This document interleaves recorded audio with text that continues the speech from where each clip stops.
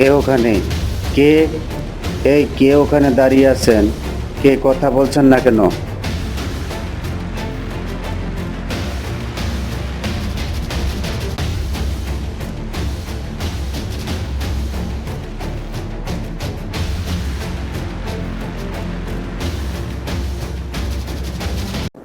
আমাদের গ্রামের প্রাইমারি স্কুলের সাংস্কৃতিক অনুষ্ঠানের জন্য নাটক করা হয়, আর সেই নাটকে আমার নাম ছিল অভিনয়ের জন্য। তাই আমরা বন্ধুরা মিলে সেই নাটকের জন্য রিহার্সাল করছিলাম। সেখানে কথা বলতে বলতে, অভিনয় করতে করতে রাতের বেলায় কখন যেন রাত্রি 12টা বেজে গেছে, বুঝতে পারিনি। যেখানে আমরা সবাই নাটকের জন্য রিহার্সাল দিচ্ছিলাম, সেখান থেকে আমার বাড়ি প্রায় 1 কিলোমিটার। আর আমার বাড়িতে যাওয়ার পথটা ছিল খুবই একটু ভয়ানক টাইপের। রাস্তার দুপাশে আনারসের বাগান, আনারসের বাগানের ভিতরে কিছু কাঁঠাল গাছ এবং রাস্তার পাশে ছিল বাঁশঝাড়। রাস্তাটা দিনের বেলাতেও জায়গায় জায়গায় অন্ধকার থাকতো, তাই রাতের বেলায় আরো অন্ধকার থাকতো। গ্রামের মানুষ মাগরিবের আজানের পর তারা খাওয়া দাওয়া করে সবাই ঘুমিয়ে যায়। আর আমাদের এলাকায় কোনো বিদ্যুৎ বা কারেন্ট ছিল না, তাই রাস্তা আর এলাকাটা খুবই অন্ধকার।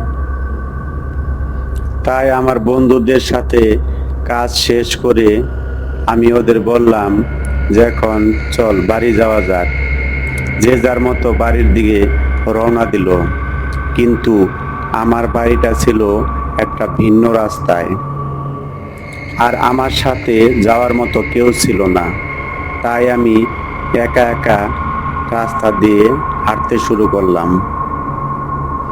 সেদিন রাত্রিটা ছিল চাঁদনি রাত।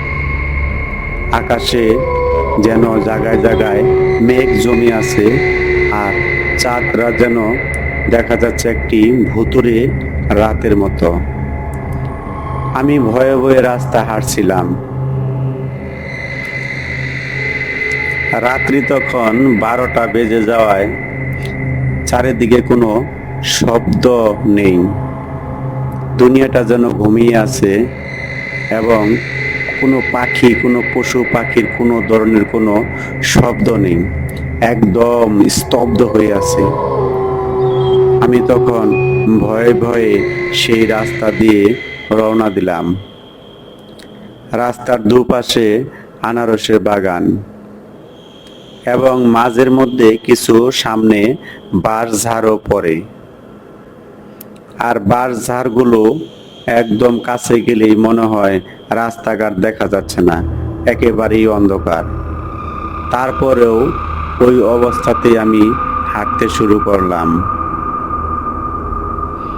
আমার বাড়িতে যেতে মাঝ রাস্তার ভিতরে একটু জায়গার ভিতরে ফাঁকা একটি মাঠ আছে, যার এক পাশে গম ক্ষেত লাগানো আছে, আর এক পাশে বড় একটি বাঁশঝাড় লাগানো আছে, এবং বাঁশঝাড়ের পাশেই বড় একটি গম ক্ষেত।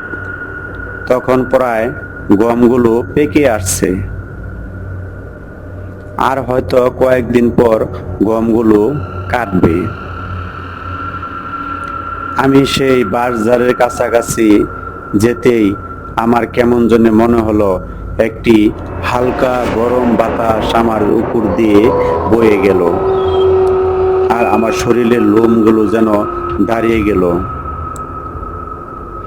চারিদিকে তাকিয়ে দেখলাম কোথাও কাউকে দেখা যাচ্ছে না, এবং কি একটা প্রাণী পর্যন্ত নেই।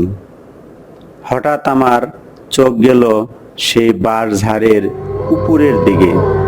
ঠিক বাঁশঝাড়ের উপরের কিছু বাঁশের পাতা যেন নড়াচড়া করছে।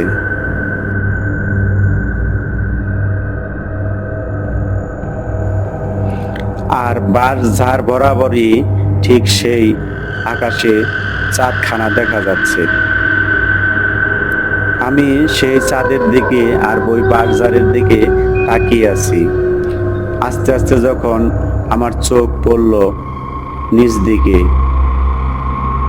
মানে সেই গম ক্ষেতের দিকে, আমি দেখতে পেলাম সেখানে গম ক্ষেতের মাঝামাঝি একজন লোক দাঁড়িয়ে আছে।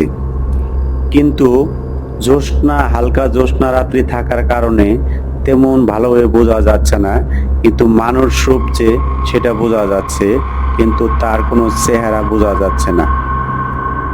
প্রথমে আমি ভেবেছিলাম হয়তো এই রাস্তা দিয়ে কোনো মানুষজন এসে ওইখানে হয়তো প্রস্রাব বা পায়খানা করার জন্য সেখানে দাঁড়িয়েছে। আমিও তাকে দেখে সেখানে দাঁড়ালাম,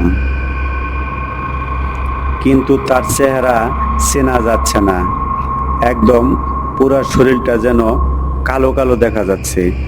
আমি তার দিকে এক নজরে তাকিয়ে রইলাম, কিন্তু সেও নড়াচড়া করছে না, আমিও সেখান থেকে যাচ্ছি না। আমার থেকে প্রায় 20 থেকে 25 হাত দূরে লোকটি দাঁড়িয়ে আছে, ঠিক বাঁশঝাড়ের নিচে গম ক্ষেতের এক পাশে, কিছু গমের ক্ষেতের মাঝামাঝি এরকম জায়গায় সেই লোকটি দাঁড়িয়ে আছে। তারপর আমি ভেবে নিলাম হয়তো এই লোকটা মনে হয় গম চুরি করার জন্য আসছে, সেই জন্য আমাকে দেখে সে দাঁড়িয়ে গেছে। প্রথম আমি এটাই ভাবি। তারপর প্রায় 2-3 মিনিট হলো আমি সেখানে দাঁড়িয়ে আছি, ওই লোকটিও নড়াচড়া করছে না, আমিও তাকে কিছু বলছি না। যে আমি দেখতে চাচ্ছি লোকটা কি, সে কি গম কাটছে নাকি তার সাথে আরো কোনো লোকজন আছে। আমি চোর ভেবে সেখানে দাঁড়িয়ে আছি।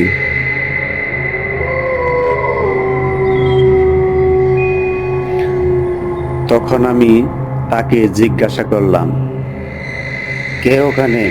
কে? কে ওখানে দাঁড়িয়ে আছেন? কে কথা বলছেন না কেন?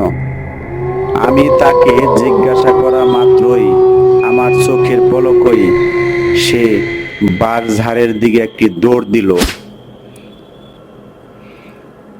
আর বাঁশঝাড়ের ভিতরে সে ঢুকেই মনে হলো বাঁশগুলো সে ভেঙে ফেলছে। প্রচন্ড বাতাস শুরু হয়ে গেল সেই বাঁশঝাড়ে, বাঁশগুলো এলোমেলো করছে।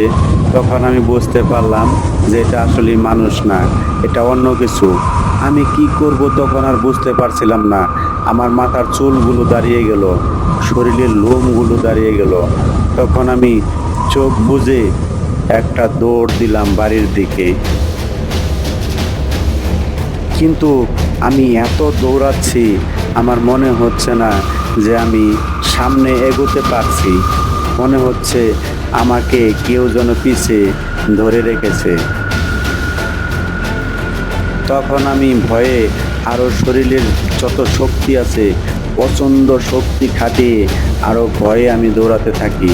দৌড়াতে দৌড়াতে আমার বাড়ির কাছে চলে যাই। বাড়ির ভিতরে ঢুকে আমার মাকে আমি ডাক দিই। মা আমার শব্দ পেয়ে তাড়াতাড়ি দরজাটা খুলে দেয়। তারপর মা আমাকে খেতে বলল, কিন্তু আমি খেলাম না, আর এই ঘটনাটাও আমি বললাম না। আমি না খেয়ে ঠিক ওই সময়টাতে শুয়ে পড়লাম। শোয়ার কিছুক্ষণ পরেই আমার শরীরে প্রচণ্ড জ্বর, আমি যেন জ্ঞান হারা হয়ে যাই।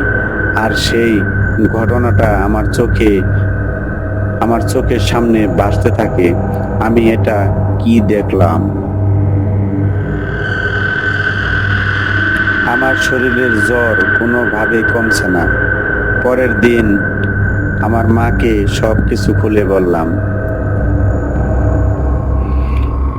তারপর আমার মা বাবা শুনে একজন কবিরাজের ব্যবস্থা করলো।